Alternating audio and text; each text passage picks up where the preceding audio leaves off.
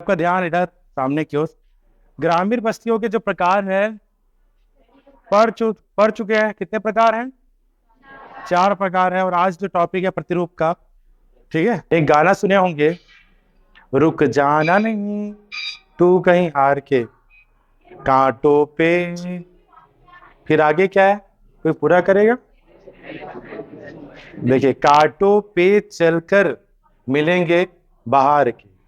कोई भी काम करोगे संघर्ष मिलना है, तय है। और आप बिल्कुल अभी से निठल्ले बैठे हो, कुछ नहीं कर पाऊंगा, आगे नहीं बढ़ पाऊंगा, तो सच में कुछ नहीं होने वाला। आप देखेंगे इतने भी आप बड़े बड़े जो, चाहे अमिताभ बच्चन हो, चाहे सचिन तेंदुलकर हो, संघर्ष करके ही आगे बढ़े हैं। असफलताएं मिली हैं मगर आगे बढ़े हैं। तो ये है कि रुक जाना नहीं तू कहीं हार के कांटों पे। मतलब लाइफ में कांटे हैं और उसमें हमको चलना भी है, विवेक रखकर, धैर्य रखकर, तभी बाहर मिलेगी। बाहर मतलब अपने आप को आप जिंदगी कामयाब बना पाओगे, तभी आपका नाम याद रख सकते हैं। अभी आप देखेंगे कितने सारे, क्या आपका नाम पॉपुलर होगा? कभी ना कहीं ऐसा नहीं होगा।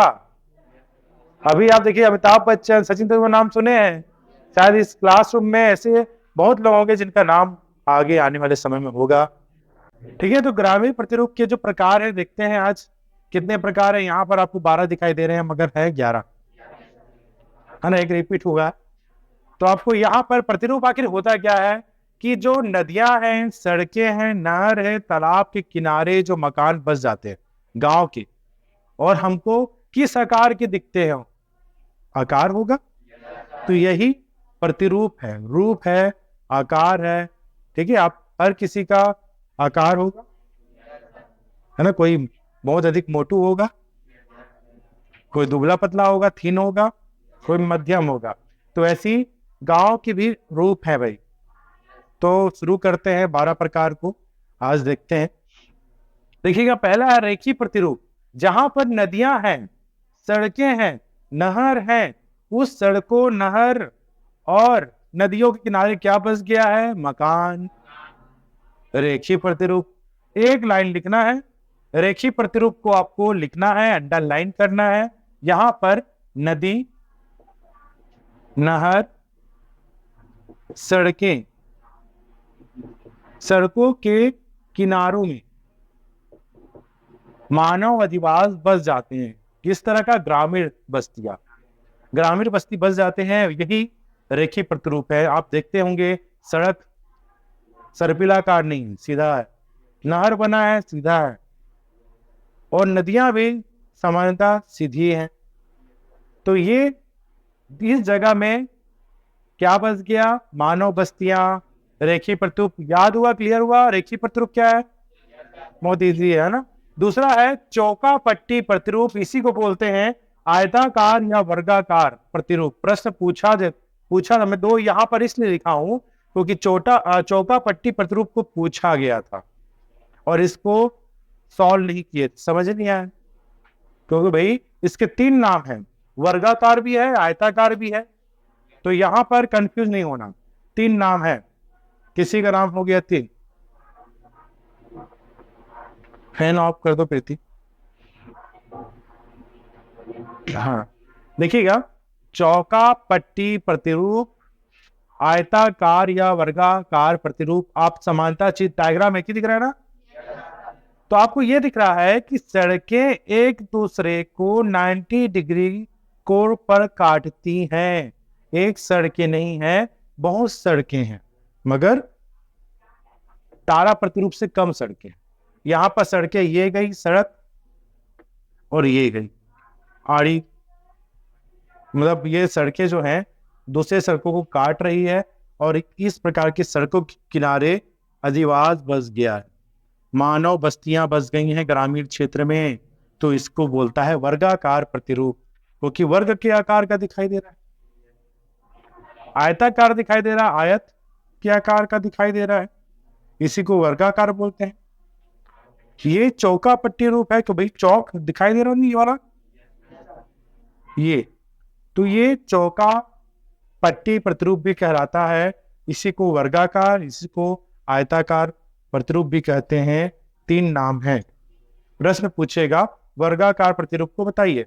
जहां पर सड़कें एक दूसरे को सीधी काटती हैं और सड़कों के किनारे अधिवास बस जाते हैं, ये कहलाता है वर्गाकार प्रतिरूप। चौका पट्टी प्रतिरूप या आयताकार बन जाएगा, ओंकार बनेगा, बनेगा, ठीक है। तो चौका पट्टी प्रतिरूप समझ में आया? आकांक्षा आया? आया? चल बता, किसी को समझ में आया? तो प्रीति समझ में आया? दिव्या सर बता, तू बता क्या है चौका पट्टी प्रतिरूप? अदातर रहता है, दो रास्ता, दो संपर्क पर काटती है जिससे को इसके अगल बगल बस जाते हैं, बहुत सही। सड़कें एक दूसरे को सीधी काट रही है, सड़कों के किनारे क्या बन गया? अधिवास बस गया, बस्तियां बस गई, चौका पट्टी प्रतिरूप कहलाता है। क्लियर हो गया? ये आपको उदाहरण भी देना पड़ेगा। उत्तर भारत का मैदान, उत्तर प्रदेश में मेरठ में ये है। देखते हैं तीसरा है अरी प्रतिरूप। अरी प्रतिरूप में देखिएगा यहां पर आपको एक चौक दिखाई दे रहा है, इसके चारों तरफ सड़कें निकली हुई हैं, उस सड़कों के किनारे मकान बस गया है, ग्रामीण बस्ती बस गई है, तो इस प्रतिरूप को बोलते हैं, क्योंकि इस तरह का हमको गांव का आकार दिखता है। ये भी समझ में आया अरी प्रतिरूप? तो पहला 3 पॉइंट याद करना है, रेखीय, क्लियर। दूसरा फिर अरी प्रतिरूप, चौथा आ रहा है त्रिभुजाकार प्रतिरूप। त्रिभुजाकार प्रतिरूप देखिएगा, सड़कें, दो सड़कें आपस में काट रही हैं और एक प्रकार का त्रिभुज के आकार का बन गया है। त्रिभुज तो ऐसे बनाया जाता है, मगर हम इसको यहां पर तिरछा इस तरह से दर्शा दी। सड़कें हैं, सड़कों के किनारे मकान बस गया है, तो ये है त्रिभुजाकार प्रतिरूप, है ना। ट्रायंगल शेप बोल सकते हैं इसको, त्रिभुजाकार प्रतिरूप। ये समझ में आया? आपको डायग्राम ही बनाना है, लाइन एक लाइन लिखना समझा के, और ये उदाहरण देना है। राजस्थान, ये अधिकांश हर शहर में आपको देखने को मिल जाता है। शहर से लगे जो गांव बस्तियां हैं ये दिखाई देगा, ठीक है। छत्तीसगढ़ का बात करें तो बिलासपुर में दिखाई देगा, बिलासपुर मोपका बाईपास में इस तरह दिखाई देगा। पांचवा है तारक प्रतिरूप। तारक प्रतिरूप में दिखाई दे रहा है आपको, एक सड़कें नहीं है, बहुत सारी सड़कें आपस में गुथी हुई हैं, एक दूसरे से मिल रही हैं, उस सड़कों के किनारों में ही अधिवास बसा हुआ है, तो ये तारक प्रतिरूप कहलाता है। क्लियर? तारा प्रतिरूप। छठवा है गोलाकार प्रतिरूप। आपको इसमें को बताओ कैसा दिख रहा होगा? प्रीति समझ में आ रहा है? यहां पर किस कहां क्या बनाएंगे?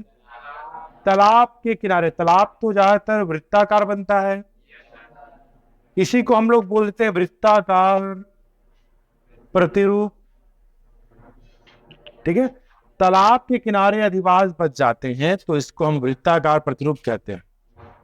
सातवां है जो हम लोग यहां पढ़े, सेम है, इसी को आयताकार, वर्गाकार, इसी को चौका पट्टी प्रतिरूप कहते हैं, ठीक है। ये हो गया 7 पॉइंट, माना जाए 6 पॉइंट, मगर आप इसको 7 समझ के याद कर लीजिए, है ना, क्योंकि अब याद करोगे तभी मिक्स नहीं होगा, ये मतलब मिक्स हो जाएगा। अब इसमें से ये ज्यादातर पूछा है, कभी वर्गाकार पूछता है, तभी चौका पट्टी, कभी आयताकार, तो कंफ्यूज मत होइएगा, तो 7 पॉइंट को याद कर लीजिएगा। अब आ गया 8वां पॉइंट, तीर नुमा प्रतिरूप। तीर नुमा प्रतिरूप में आपको दिखाई दे रहा है, ये भारत का सबसे अंतिम छोर है कन्याकुमारी। आप उसको देखें, ये तीर नुमा प्रतिरूप दिखाई दे रहा होगा, नीचे वाला भाग। तो ये जो है नदियां घुमावदार हैं और यहां पर एक नदी है, सहायक नदी आके मिल रही है, तो इसके किनारे में जो अधिवास बस गया है वह कहलाता है तीर नुमा प्रतिरूप कहलाता है। एग्जाम्पल कन्याकुमारी, कन्याकुमारी जो है तमिलनाडु, ठीक है। पंखाकार प्रतिरूप में क्या हो रहा है, जो डेल्टाई क्षेत्र है जब नदियां समुद्र में मिलने से पहले बहुत सारी शाखाओं में विभक्त हो जाती हैं और इन्हीं शाखाओं के किनारे किनारे आवास बच जाता है। क्यों बचता है? क्योंकि उपजाऊ मिट्टी है, तो बच जाता है। तो इसको पंखाकार प्रतिरूप या डेल्टाकार प्रतिरूप कहते हैं। डेल्टाकार प्रतिरूप प्रश्न पूछेगा, डेल्टाकार प्रतिरूप क्या? अरे हम तो पढ़े नहीं, मगर एक पंखाकार को ही डेल्टाकार प्रतिरूप कहते हैं। अब आ गया 10वां सीढ़ी नुमा प्रतिरूप। सीढ़ी नुमा प्रतिरूप में होता है पर्वतीय क्षेत्र है, पर्वत है, पर्वतीय क्षेत्र में जो आपको ज्यादातर जो ढलान में खेती की जाती है, सीढ़ी नुमा, उसी के किनारे क्या बस गया है? मकान। पहाड़ के नीचे, पहाड़ की ढाल में, तेज ढाल को रोकने के लिए क्या करते हैं? सीढ़ी नुमा करते हैं खेती। और खेती जहां कर रहे हैं वहां पर अधिवास बस गया है, तो कहलाता है सीढ़ी नुमा प्रतिरूप। 11वां है मधु छत्ता प्रतिरूप। टोडा जनजाति, तमिलनाडु की एक टोडा जनजाति जो भैंस पालती, भैंस पालक जनजाति है, अपना आवास को मधु छत्ता या मधुमक्खी का छत्ता के आकार का बनाती, झोपड़ियों को, है ना। तो ये हम देखते हैं कि उनका विशेष प्रकार का जो क्षेत्र होता है वहां पर इस तरह का प्रतिरूप आपको देखने को मिलता है। 12वां देखिएगा चौकोर प्रतिरूप में दिखाई दे रहा है कि चौकोर प्रतिरूप कहाँ दिखाई देगा? मरुस्थलीय क्षेत्र में दिखाई देगा। मरुस्थलीय क्षेत्र में क्या होती है? धूल रेत की आंधियां चलती हैं, आंधियां चलती है धूल की। तो क्या होता है? चारों तरफ क्या बन जाता है? बाउंड्री बन जाता है, बाउंड्री बना देते हैं जिससे धूल ना आए। मतलब ये जो खुला क्षेत्र होता है बीच वाला, और चारों तरफ ज्यादातर बाउंड्रियां या आवाज बस जाते हैं, तो उसको कहलाते हैं खुली, मतलब चौकोर प्रतिरूप। चौकोर प्रतिरूप समझ में आ रहा है? बीच का भाग खाली, किनारे वाला भाग बाउंड्री वाला, और उस खाली और बाउंड्री के बीच में क्या है? अधिवास। तो ये है चौकोर प्रतिरूप जो मरुस्थलीय क्षेत्र में पाया जाता है। तो ये 11 प्रकार का ग्रामीण बस्ती प्रतिरूप है। और इसमें से आपको 2 नंबर का प्रश्न पूछेगा या डायग्राम को दे देगा, ये क्या है, ये क्या है, ये डायग्राम ला देता है, तो आपको डायग्राम से समझना है। तो ये है, ये जो है आप इसको नोट्स बना लीजिएगा, डायग्राम को समझिएगा, थ्योरी मत समझिएगा। थ्योरी, अब ये तीर नुमा दिखाई दे रहा है, ये पंखाकार दिखाई दे रहा है, तो ये बहुत अधिक इंपॉर्टेंट है। दीर्घोत्तरीय प्रश्न पूछे जाते हैं और 2 नंबर का प्रश्न हर साल पूछता है। तो डायग्राम देख के आप पहचान लीजिएगा कौन सा प्रतिरूप है, और जब पूछेगा तो इसको डायग्राम से बताइएगा, ठीक है। तो आज का क्लास यहीं पर है, ग्रामीण बस्तियों के प्रतिरूप का। नेक्स्ट क्लास नगर का देखते हैं, ठीक है।